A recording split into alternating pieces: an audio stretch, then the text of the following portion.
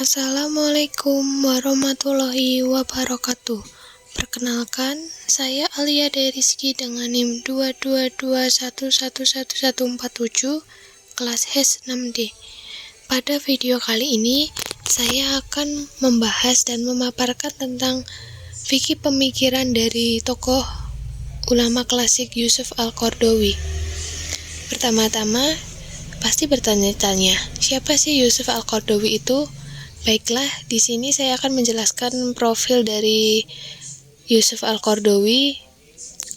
Beliau lahir pada tanggal 9 September 1926 di Saf Turab, Gerbia, Mesir, dan wafat pada tanggal 26 September 2022 di Doha, Qatar.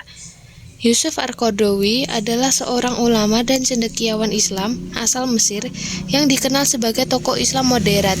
Qaradawi menulis banyak buku tentang fikih kontemporer, ekonomi Islam, dan politik Islam. Selanjutnya, pemikiran Islam dan moderasi. Yang pertama, fikih al-wasatiyah al-islamiyah wa al-tajdid Islam, yakni Islam moderat dan pembaharuan pemikiran Islam. Yang kedua, al-khasais al-amah li al-Islam, yakni karakteristik Islam. Yang ketiga, al-siyasah al-syariah fidaw nusu al-syariah wa maqasidiha, artinya politik Islam berbasis maqasid syariah. Yang kedua ada fikih. Yusuf Al-Qaradawi ini menjelaskan beberapa fikih, yakni pertama fikih al-zakah, yakni zakat dalam ekonomi modern.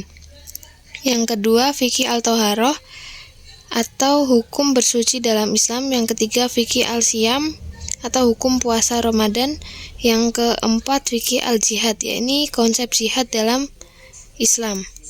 Yang selanjutnya metode ijtihad yang digunakan oleh Yusuf Al-Qaradawi. Yang pertama ada ijtihad maqasidi, yakni berbasis maqasid syariah untuk mencapai kemaslahatan. Yang kedua ijtihad taisir, berarti memberikan kemudahan tanpa menimbalkan prinsip Islam. Yang ketiga ijtihad waqi'i, yakni mempertimbangkan kondisi sosial dan perkembangan zaman.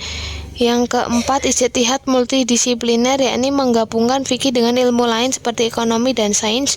Yang kelima ada ijtihad jama'i, yakni mengedepankan musyawarah antar ulama dalam menetapkan hukum.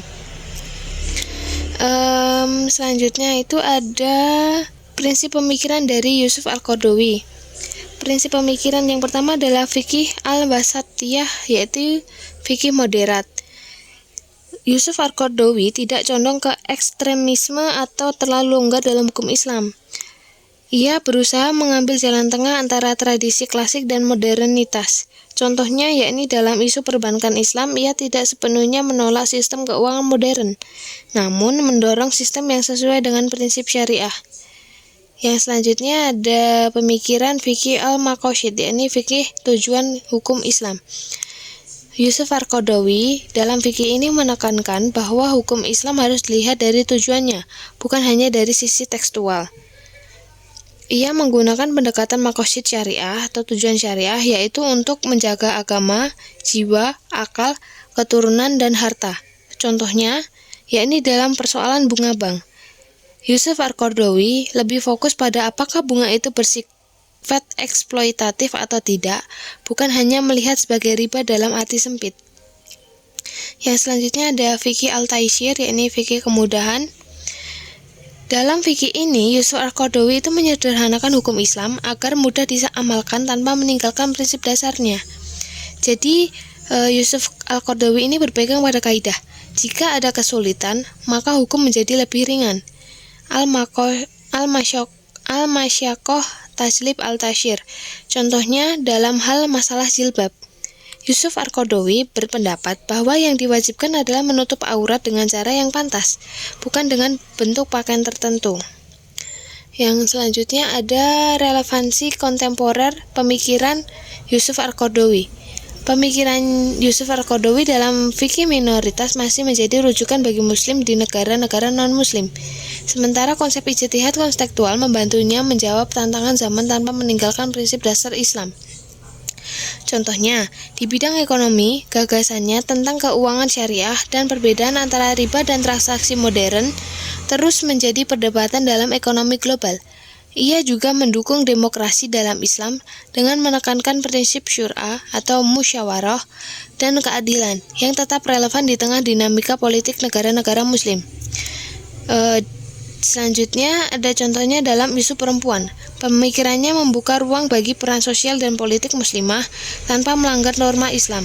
Selain itu, gagasannya tentang hubungan muslim dan non-muslim menekankan pentingnya dialog antar agama yang semakin dibutuhkan dalam era globalisasi dengan pendekatan yang realistis dan berbasis pada maqasid syariah. Pemikiran Yusuf Al-Qaradawi terus menjadi panduan bagi umat Islam dalam menghadapi tantangan modern. Sekian materi yang saya dapat bahas dan saya dapat sampaikan. Kurang lebihnya mohon maaf. Semoga ilmunya dapat bermanfaat bagi kalian semua. Terima kasih. Wassalamualaikum warahmatullahi wabarakatuh.